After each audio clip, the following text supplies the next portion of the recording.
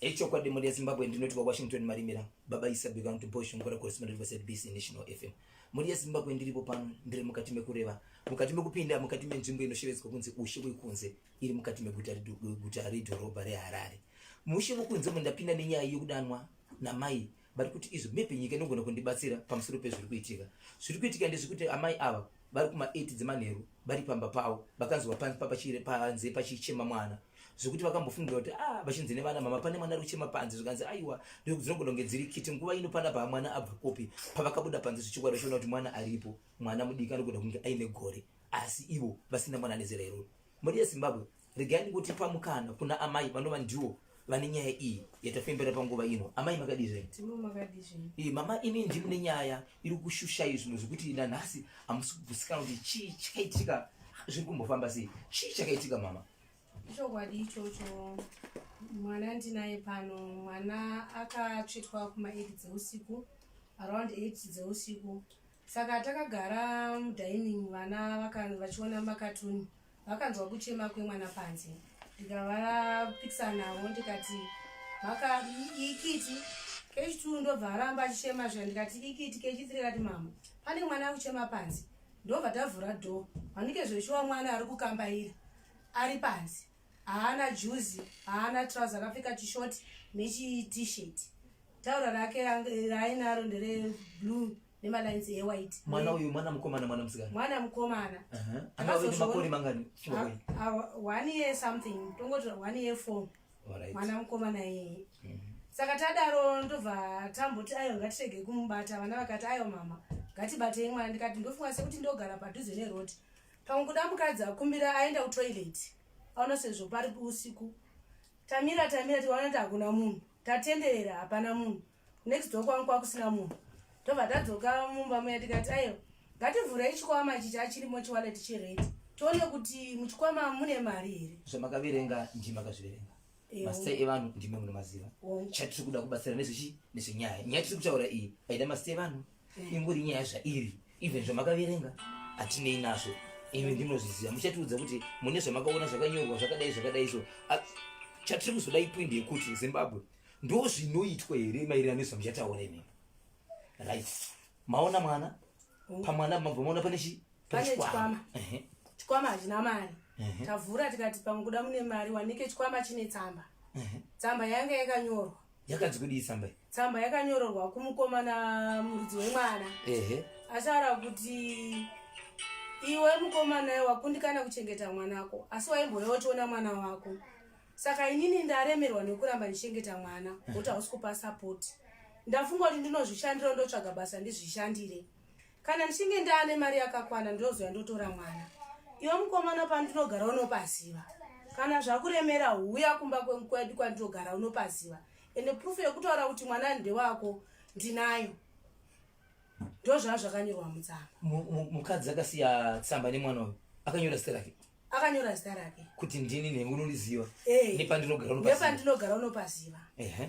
Tadaro ndobva tati idzi nyaya yatozvipira yega kuti mwana haagari kure. Mwana ndo pa next door pangu. Bato favuni ndobva andifonera. Ko ndikati ndo zviri kuno nda. Inoita shit usadzonyere ande. Saka ndikubva kubasa ndiri kuuya. Ndobva ndategedza ndifonere mai vemukomana kuti ndo zvaitika kuno. Ndobva ndavafonera. Vakati ndiri kuchechi ndiri kudzoka. Vachibva vazodzoka.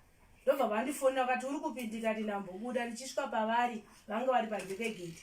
Ndikati ndonyaya yaitika kumba kwangu. Mwana ari kumba asi ndine tsamba kuti ndichasiya tsamba ndasingachakwanisi kusiya tsamba. Ndachingofamba netsamba. Vana vangu ndavaudzwa kuti pinzai mwana mumba muvha muise chihuri kuti pasava nemunhu anogona kuzotora mwana. Ndichibva ndavaverengera tsamba yavo vakati hondo zvaitika. Ndikati zvikanzi manje isati nachokuita nemwana.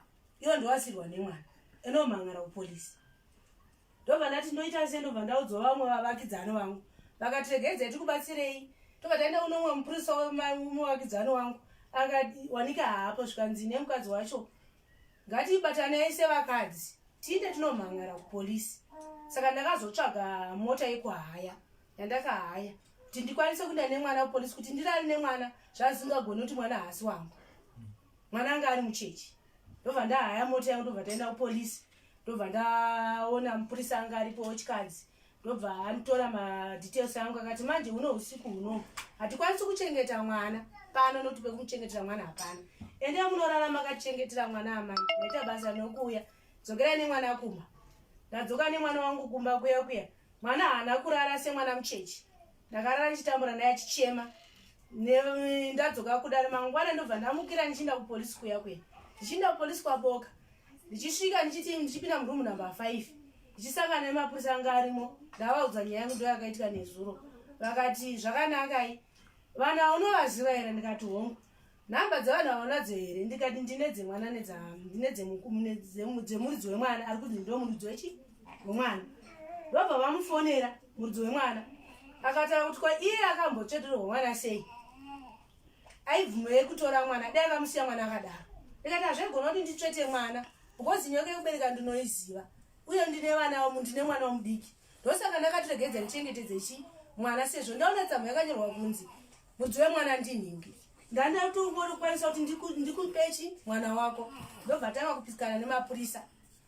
Ndobva ati atofarari asi ndichauya. Haana kuuya mukomana ndobvamirwa kusvika na 12 kuti afona haana kufona. Ndobva polisi obva afona keshi 2 ndobva aoneke nhamba dzake dzadzimwa.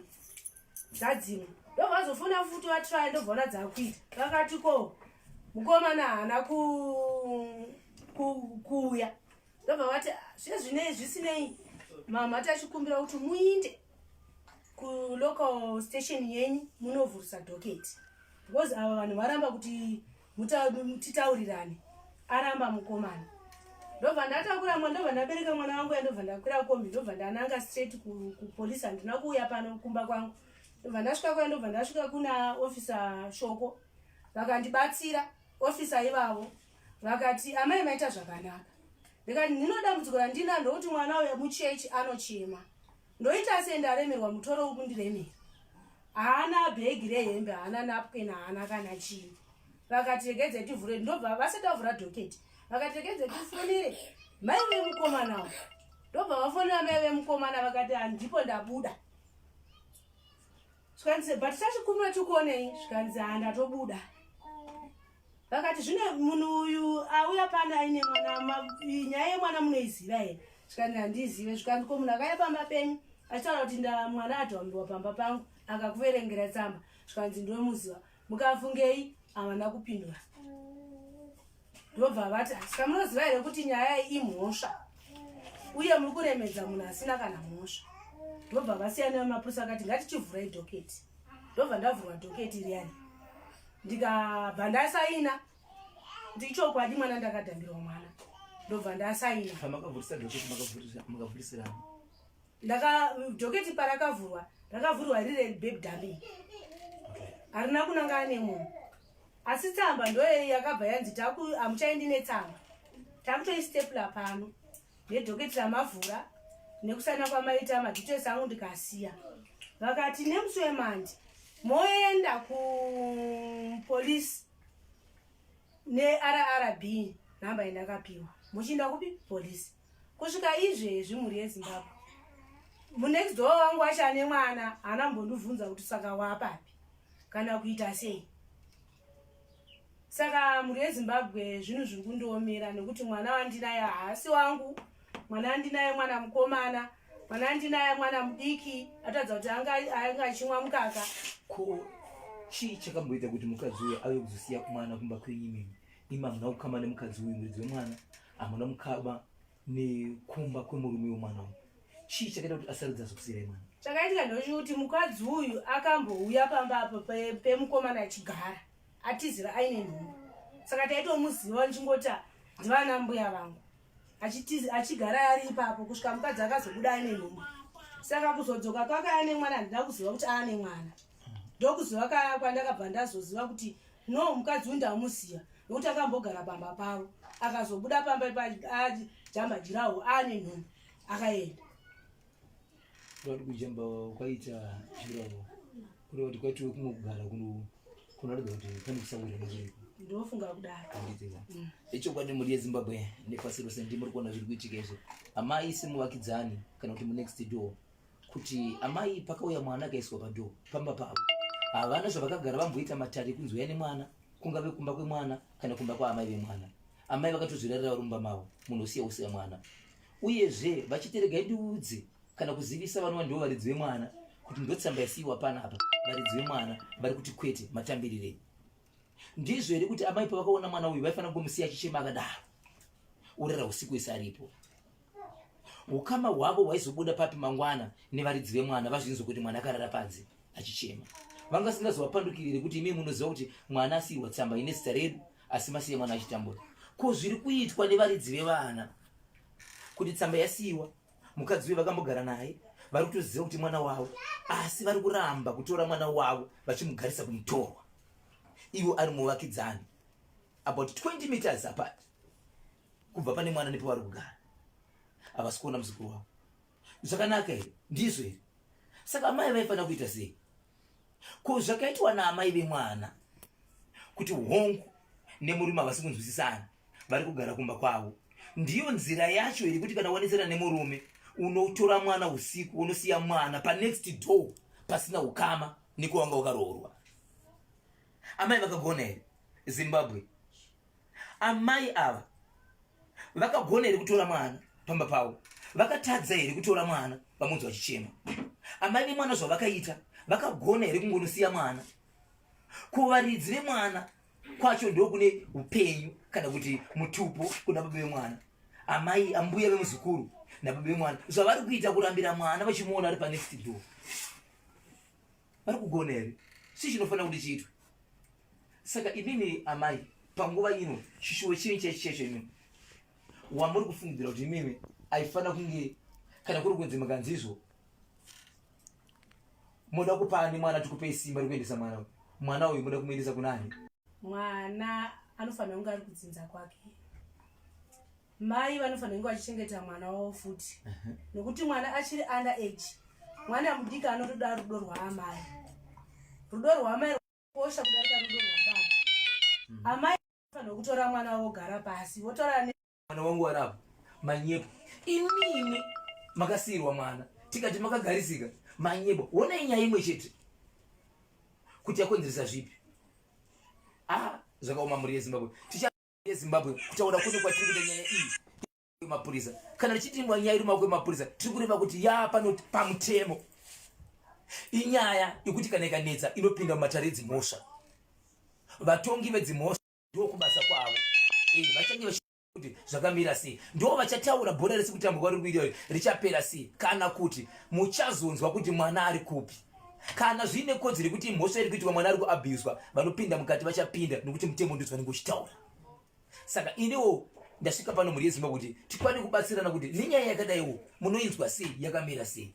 Ndofunga muri yeZimbabwe kana nepasese mukateerera mangwana paNational FM paBhozhongora segment muchainzwa nyaya iyi. Tigobatsirana kukomenda paFacebook muchinzwa, tigobatsirana kukomenda live vanhu vachifona vachidudzira zvinhu zvavo. Chokwadi chakawanda tichazvinzwa nokuti panevenyu aiwa vemutemo vanenge varipo vanenge vakatoteerera. Kana zvanetsa tichabata vanoona nezvevana, kana zvanetsa tichabata vakuru vemapurisa,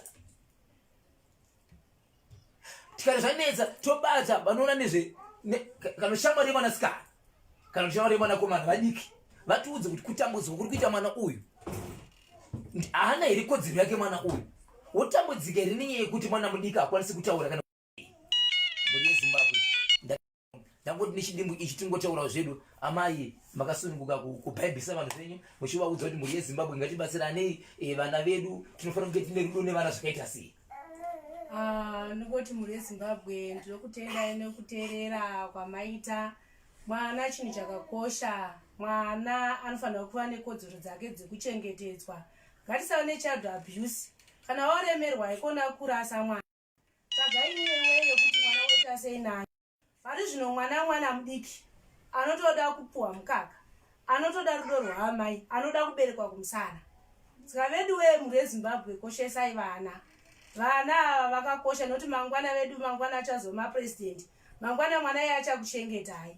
ndo zvandingangogona kudaro. Mangwana achazova muridzi wenhepenyuro, achanga achizoitawo basa isa izvozvizvi. Saka ndinokumbira muri weZimbabwe, kana waona zvaomesesa, enda kuZBC unotsvaga rubatsiro kuti ndatambudzika mwana ndoita sei. Kana mari chariko futi unogona kutsvaga zvokuti ndotesa mwana wangu ndokona kundichengeta sei. Ndoti muri weZimbabwe. Ava tinotenda muri weZimbabwe ndio amai vamanzi vachichema. Ngatibatsirane navo kusvika zvanaka. Tichange tichikupai update kuti nyaya iyi payasvike kuzvino zveapapi mwana akupi.